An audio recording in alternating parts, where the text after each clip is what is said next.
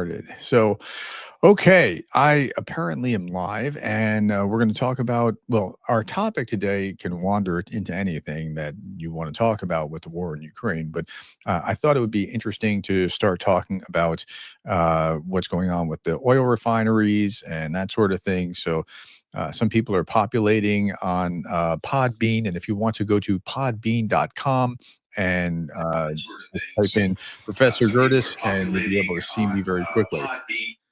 So, okay, so Peter Mack is here. Kevin is here, out here to ask questions. Kevin has great questions usually. Um, so I hope today he doesn't let us down. Right, Kevin?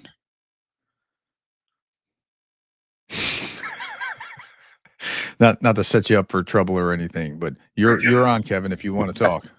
Okay, Professor. We'll see how. By the way, thanks for flagging me about the what am I talking about? I'll wait my turn. Your turn. No, you can go. Let's mute whoever that was. Thank you for flagging me about the members only video that I put out that patrons couldn't get into. I sent all the patrons a direct link for that video. It's just two different systems operating simultaneously between patrons and members. They do the same stuff, but it's different. Okay, so Kevin, you can talk if you want to talk. Ask your question, and we'll get cracking.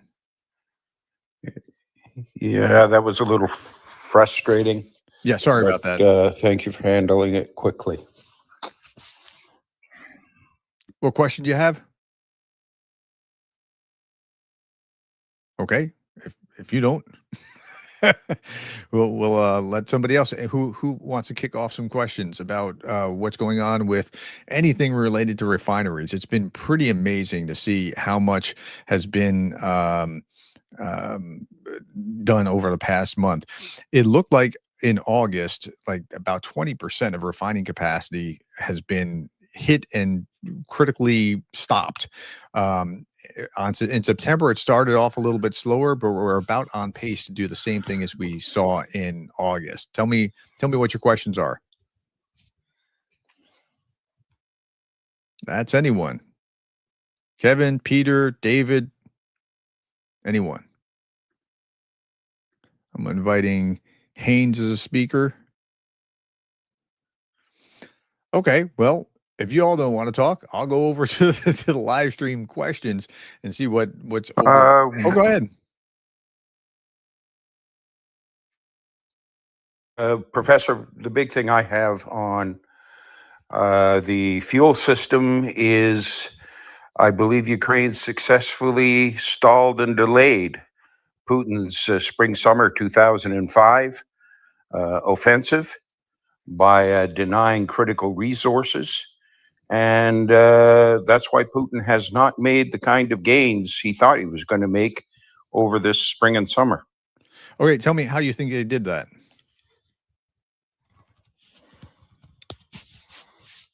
How do you think that they delayed it?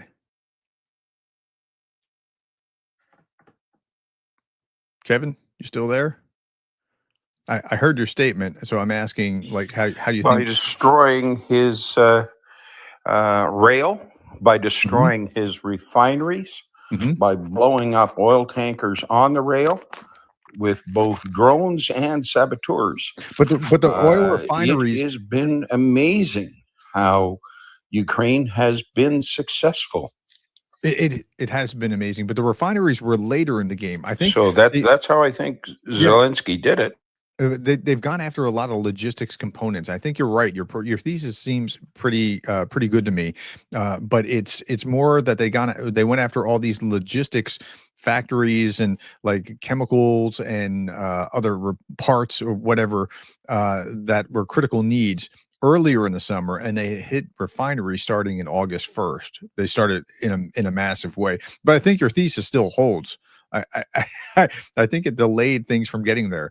So there's two sides to that. I think you're right about that, but there's also this. I can't remember who it was that gave me and I would credit you if I could remember who you are. Somebody said drones are like a minefield in the sky, and these these minefields are getting increasingly larger, giving a wider berth between each side. And I mean, that's why we don't see the tanks getting destroyed anymore to the same degree that they were. Like, they could just be saving them up, but they also can't mass and use force the way that tactics have always been done. So you're not going to see a German blitzkrieg type thing. Okay, who else has questions, comments? Just unmute yourself and let's talk. Anyone? Okay, well, you don't have to have questions or comments. What percent? Let's look at this. What percent of their refineries are within current range of weapons? Go ahead. Somebody coming on, John? Is that you, John? Yeah, I just have questions or comments. yeah, that's not me with the background noise.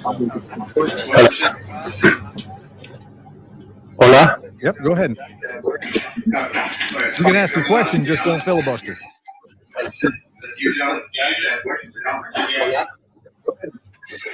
Do you think Russia is able to repair the refineries quite quickly with all the trade going on outside the West? I'm sorry, I can't hear quite what you're saying. You got to mute whatever background noise you might have.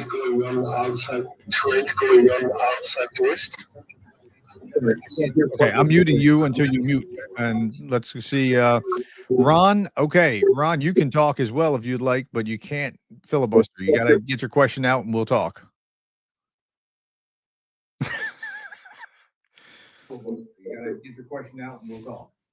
Everybody's doing this, listening to it in the background. Okay, so if you want to talk, you can unmute yourself. You're already in the bin. You can unmute yourself and ask a question. Make sure the whatever you're watching it on is already muted in the background.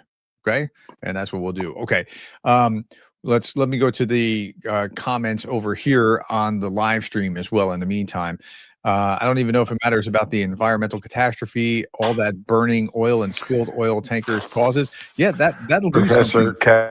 Go ahead, John.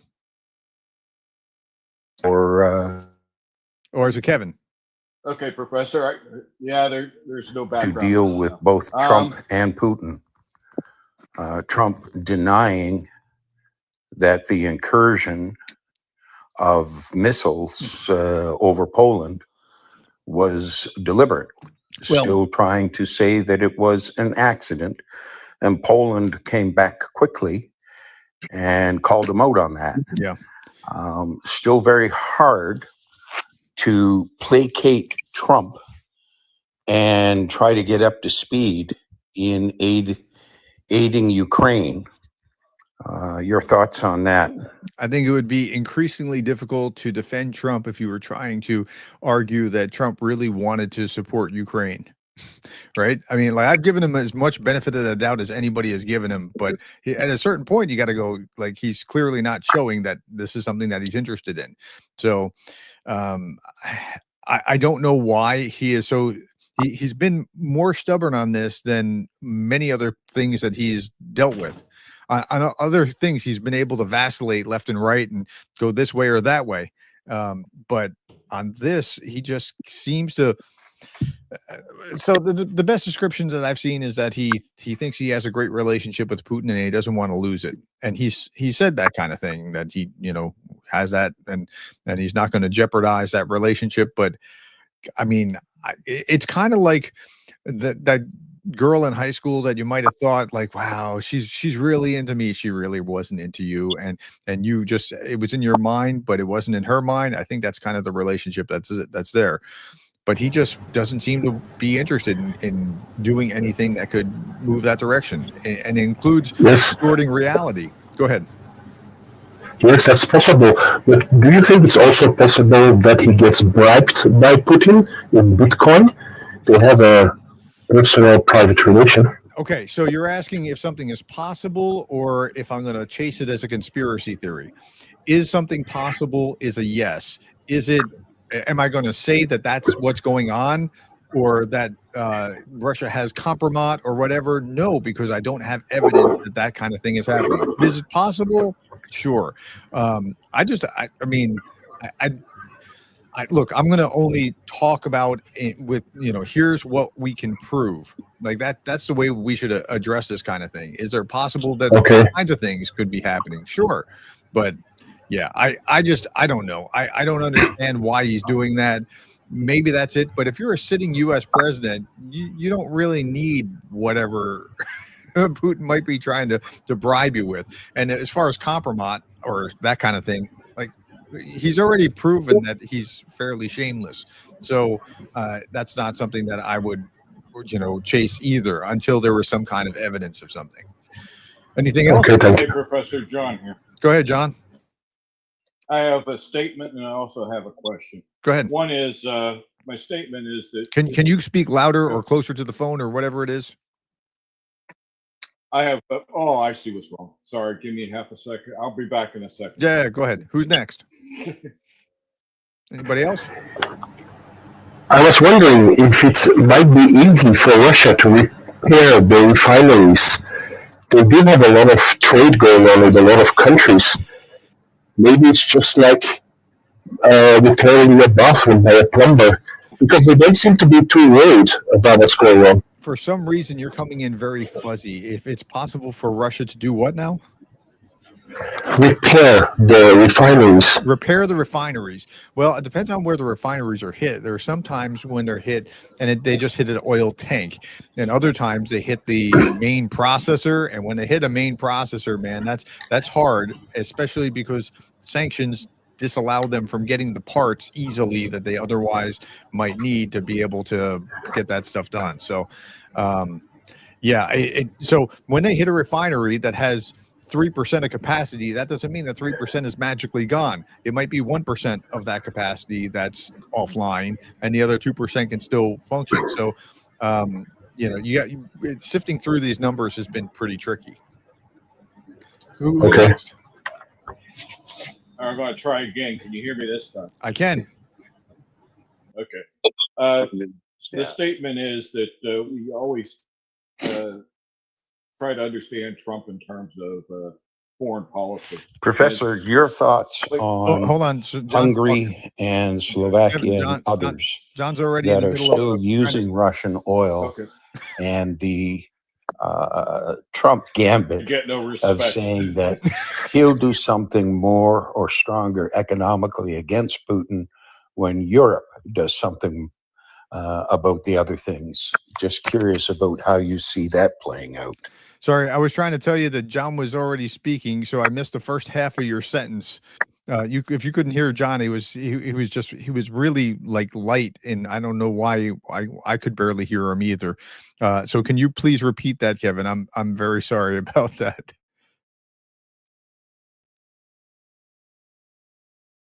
And you're muted.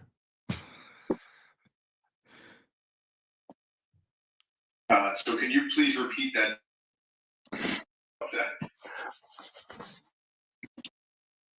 Go ahead and repeat that, Kevin.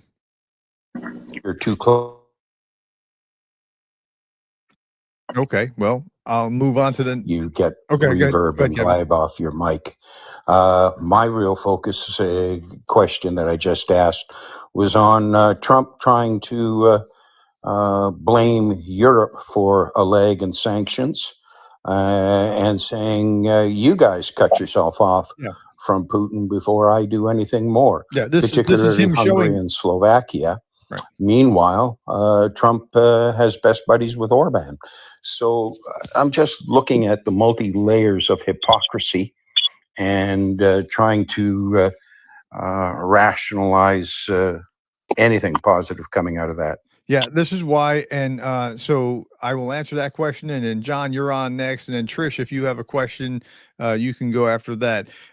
So this is why I was just saying, if you're trying to rationalize Trump and say, yes, he really wants to do this, it's getting increasingly difficult for someone to be able to do that, because he's showing that he's not interested, right? I mean, this was a really interesting way of dodging having to do anything. It was It was Trump being able to, instead of saying, using time, in 2 weeks we'll reevaluate, in 2 weeks we'll reevaluate. Instead of doing that, what he's done is he's put the burden on the Europeans, and until they get it together, we're not doing anything, because we got to, they've got to come along and they've got to do this too. And full well that Orban and Fico are where they are. And then there's even, like, I think it's Belgium and France and somebody else are still getting a little bit of liquefied natural gas, if I'm not mistaken. I'm trying to remember the chart that I saw this morning. Turkey is involved. So yeah, it's not going to happen, and that keeps you from having to do anything. So that was a semi-transparent but looks kind of clever ruse to not have to do anything. So that's where he is on that. Jonathan, if you want to try one more time to speak up so that people can hear you, and because you're not a wallflower. Can you hear me this time? I can hear you kind of, but just you do seem farther in the background. Like I don't know. The phone is screwed up today, and I apologize. So anyway, try. All right. The first part is you have to remember that Trump's focus is his domestic agenda, foreign policy. He doesn't think it's important. So if you frame it in that way, it kind of makes sense. He's so willy-nilly with his foreign policy. He doesn't think it's important. He thinks the United States can stand alone. And his policy follows that pretty much. My question for you, however, is Jason J. Smart put forth the thesis that the attack on Poland, or the drone incursion in Poland, whatever you want to call it, was an attempt to split NATO's support for Ukraine. In other words, they're going to bring their military into on their own grounds to defend themselves as opposed to get to Ukraine. What are your thoughts on that? Yeah, I talked. And I'll mute. I talked about this the other day, and I credited Paul Warburg for saying something very similar to Jason J. Smart's. I'm actually probably going to go through Jason Smart's video about this, because that was so well done, and just like point by point go through it as a separate video. I've talked to Jason a number of times, and so I'm sure he's not going to have an issue with that. Yeah, I think he's right. I think what it causes is not a World War III scenario as much as it causes the Poles to say, "Oh, we need our own. We're not giving to Ukraine." Romanians, "Oh, we need our own. We're not giving to Ukraine," and whoever else to draw back, and that puts Ukraine in a real bind. They were talking about buying air defense, anti-drone missiles from Ukraine, which I'm like, why don't you just license it and make bunches of your own, right? And then you can sell them to Ukraine. Like that would be a better system. But they want them now, and I understand why they want them now, especially when you spend $400,000 to shoot down $35,000 drones. Like, like that's the cost benefit. NATO felt tougher, and it has realized that it's been exposed as not being as tough as maybe it should be when it comes to dealing with the threat that drones present. So, yeah, I think Jason's thoughts are spot on. Okay, we burned 2/3 of our time so far. Trish, if you want to go, and if you don't want to go, we can punt and somebody else. But Trish, if you want to step up and start talking, you're welcome to. Morgan, if you want to talk, you're going to be unmuted next. And so go ahead, Trish, if you have something. If not, David Wells is going to be invited next in line. Can you hear me? Go ahead. Okay. I'm really concerned about Trump deciding to allow Belarus to import American airplane parts as a way to avoid sanctions. I think it's a complete spit in the face of calling for more sanctions, or even pretending that he's anything but Putin's buddy. Yeah, that's a bad idea. And so what Trump did was he got those 52 prisoners released, and he'll take a victory lap about that. But it cost him. It cost him the sanctions, and that's really a problem. I mean, like now he doesn't think it's a problem, but it's going to become a problem for Ukraine when Russia is importing things easily through Belarus's system, and yeah, I mean it's. You're right to be concerned about that. I'm not sure if it was the ISW or somebody else that flagged it, but somebody else pointed that out as well. That's spot on. That's good thinking. Okay, who's next? Yeah, I had a question. Go ahead. Yeah, has anybody actually listened to what the Russians are saying about their oil refineries? Yes, and tell me why. And I'm curious what. Well, debris. You see, it's not really a equipment problem; it's a legislative problem, according to the Russians. You see, those oil refineries—they're all privately owned, and private companies in Russia are not allowed to have machine guns and anti-drone technology and stuff. There's also a problem of even if they get some airplanes up there or drones for surveillance or whatnot, is they'd have to have legislation to have dedicated patrol zones, controlling the airways so there's not crashes in the air and stuff like that. It's like a real messy legislative problem for them, but all in all, they're not really worried about the oil refineries getting blown up so much. They're kind of more upset with their state Duma for not fixing the problem. Yeah. Well, so that's interesting. That's actually a delightful issue from the Ukrainian perspective, right? I mean, if you know that they can't actually do it, you could keep hammering them. I'd go after them even faster if I was Ukraine. But that's interesting. So I've heard things from obviously the Russian mill bloggers are not happy about what's going on, and it's affecting the people with gas prices and all that sort of thing. In fact, my daily brief, which will come out just after this, I just couldn't get it pushed out just before we were going live at 10 this morning. I'm talking about that kind of thing. So like it is creating a real problem, but that's interesting that there's a legislative issue preventing them from being able to do what they're doing. Okay. Anything else about that while you're on that subject? That's informative. Thank you for sharing that. Welcome. No, just one more thing. It was reported a little while ago this morning that Elon Musk shut down Starlink for Ukraine this morning. Well, it wasn't shut down Starlink for Ukraine. It was they had outages globally in various places, and it also affected Ukraine. So it wasn't just it wasn't just Ukraine. It was wider than that. But yes, it did, and it's pretty terrible that they're dependent on Starlink, and if it goes off, they have big problems. Okay, what other okay, so a super chat just popped up, so let me honor that. Can Trump ignore NATO Article 5 if it's invoked? Is there a limit to how much Trump is allowed to humiliate the US, or will there be other branches step in? Niles, that's a really good question. Yeah, Article 5 just means come and aid to the degree that you see sufficient to go do that. So that's a really good question. He can do something that is meaningless or choose that there is not something here to do. Um, I think he would get such political pressure from the United States, though. There's a majority of people in the United States. There's building pressure in the U.S. that, hey, look, we ought to be doing more for Ukraine, or hey, you can't trust Putin, especially on that latter question that you can't trust Putin. Okay. Other questions from callers. I have about 5 minutes to go. I'm trying to keep these to about a half hour just to keep them short. So if you want to chime in, you are welcome to chime in. Annette, I've just invited you, and you can hi, talk. Professor. Go ahead. Who's that? Yeah, can you hear me? Go ahead. Yeah, cheers. So how big of a bluff is the nuclear bluff by Putin?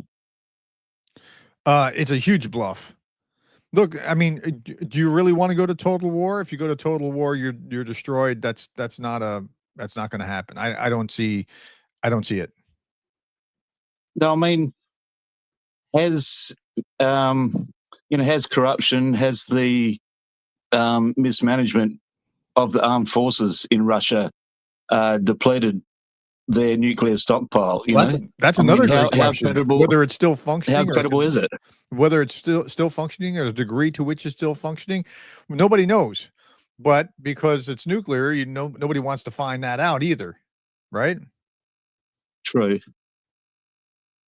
So yeah, so I it's don't a know big how to bluff on answer both you with sides. that, but I don't. It's not the boogeyman that we think it is, and unfortunately, it worked on Biden. Now, I say that it worked on Biden, and people think I'm picking on Biden. I'm really not. It worked on Biden. Trump, I don't even know what it is that you didn't even need that to get him to not do it. So I just don't know. I thank you for the super chat, Kevin Delaney. I appreciate that. Okay, any other questions? Yes, can you hear me? I can hear you. If you could speak up just a little bit, Annette, I'd like to hear your question. Okay, well, I'm talking through my phone. So, anyway, very quickly, I did put a posting up. Do the Ukrainians put a load of leaflets, drop a load of leaflets over Russia so that the local Russians get leaflets to show why they don't have fuel, why their fuel lines have been disrupted, that the Russians are dropping bombs on the hospitals? Because we know from what we see from your program and others, that the local, unless the Russians are really tuned in, all they get is Russian propaganda. Yeah, so that's a really interesting thought. All they do get is Russian propaganda, and I showed last Sunday, I think it was, Russian propaganda trying to explain away the gas crisis. Like they can feel that they're paying 4 or 5 times as much at the pump as they otherwise would have in certain pockets, and we don't know why this is going on. Maybe it's supply and demand issues. Yeah, the Russians know that. They understand that, what's actually happening here. Okay, I'm going to a super chat here that says, I think you should make these longer and enjoy the interactions with viewers. Nobody watches the live streams afterwards anyway, no matter the length, says D. Well, okay, some people say that they won't, so I'm field testing something. I'm trying something different, just like I'm trying something different with the call-ins, because maybe that'll work. Maybe that's something that'll work. And if these don't work, maybe we can abandon it later. But I'm just trying to be as responsive to the audience as possible in multiple directions. So that's why I'm doing it. Kevin Delaney again, NATO post 9/11 went to U.S. aid Trump Dennis. I'm not sure exactly what you were saying there, Kevin. So if you could qualify that or help me understand, I'd like to hear. Anybody else, or Annette, were you done with your thought? They've done the leaflet thing before within the occupied areas, but not about the gas. Okay, yeah, just one very quick thing. Totally slightly different to this, but if you look on the UK news, Musk has caused an awful lot of problems over the weekend by voicing an opinion at a right-wing ring rally. So I'm afraid the UK is very upset with him. I saw something about that, but it wasn't like as I was going through my news feed, but it wasn't really on target for what I try to pay. Like I have like a rings of attention span to what's going on in the world. So I can't really speak to what he said, but he seems to do that regularly to cause something. I don't, can you tell me quickly what it was? We got 2 minutes. Right, very quickly, he called the British people are going to have to stand up and fight. And if you don't fight, you're dead. Well, our political system needs a radical overhaul. Uh-huh. Okay. Well, yeah, I could imagine that would create quite a stir. And yeah, I don't know enough about it to be able to comment. Jacob Andrews said, Professor, will you consider having Paul from Combat Veteran on your channel in the future? I mean, I have no issues with that. I'm happy to talk to whoever. He does some good work over on his channel. I watch it regularly. All right. It is 10:29. Last comment, question, or snide remark.